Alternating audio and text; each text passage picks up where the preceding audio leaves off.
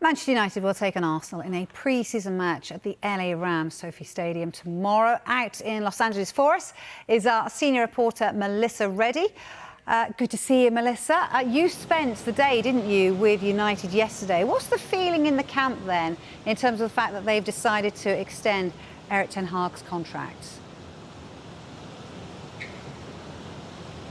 Yeah, the overriding sense at Manchester United, and yesterday was their first full day on tour, is one of a fresh start with more direction and clarity. I interviewed Christian Eriksen and he told me, you know, we spent so much time last summer and over the season reading about a new leadership structure, this football operations team. He said, now it's actually in place and we can feel the difference. So already automatically the players feel that there's more purpose and a direction to which they're heading towards. It does help that Dan Ashworth, Sir Dave Brailsford, Omar Barada and Jason Wilcox are all on this tour as well to support Erik ten Hag, to create a strong working relationship. It promotes that sense of togetherness. Now, on the manager himself, all the players admitted that the uncertainty last season, all the speculation, it didn't help. It was awkward over the summer when the process to confirm whether he'd be staying in post or not dragged on for so long. But I got the feeling that they're all pretty happy to have this stability with Ten Hag because they all know what they're pushing towards. And I have to say, the main message that I got yesterday, which was maintained by pretty much all the players I spoke to, was that they, the squad, have to improve performances. The focus can't all just be on the manager. They're also enjoying, by the way, the new coaching setup. I was told about Ruud van Nistelrooy's aura, and then he walked past me, and I got exactly what people were talking about. Yeah, I'm sure you did. Yeah, he has got that presence, hasn't he?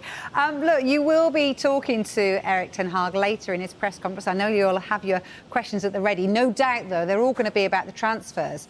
So what happens next? Because I know they've done a little bit of early business. What are you expecting from them? Yeah, I was told that the focus really with an incoming or the area to watch would be a left-sided defender.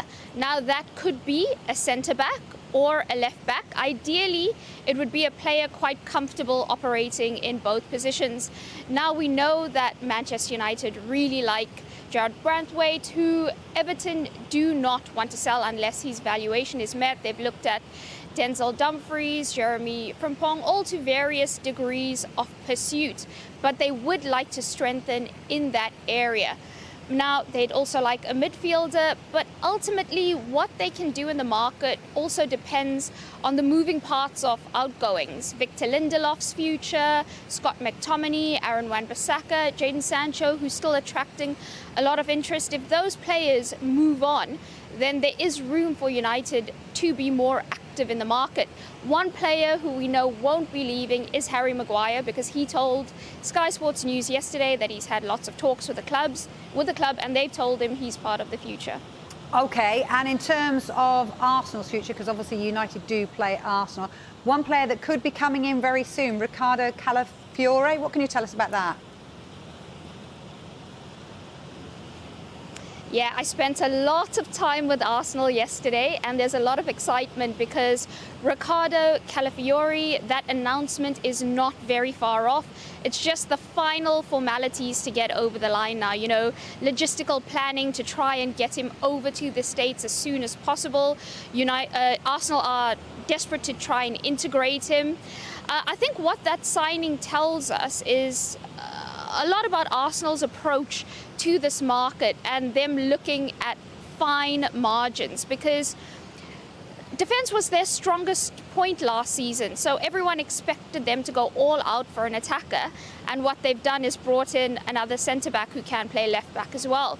And that's because when they were doing their analysis, they looked at areas where they lack consistency, and that left side of defense was definitely one of those areas. And they thought, if we improve there, if we can gain more solidity there, even though our defense has been so strong, that's going to give us that extra 10-15%, which will be quite helpful. Now, Mikel Arteta also likes to have 8 defenders at the start of the season to work with and to rely upon during a campaign, and he didn't have that at any stage last season.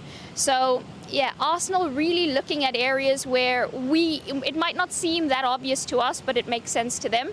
Also, I think that Calafiori deal tells us a lot about the club at the moment, because it shows us they can get a head start on rivals for the players. They had a deal active before Real Madrid and stuff came alive to the prospect of getting him. They're also selling quite a good vision, and now the focus is on also selling well, as we've seen with Emile Smith-Rowe, who Fulham are on the verge of completing a club record deal for. They also want to secure moves to get more minutes for Eddie Nketiah and Reece Nelson. OK, brilliant. Good to see you again, Melissa. Thanks for joining us.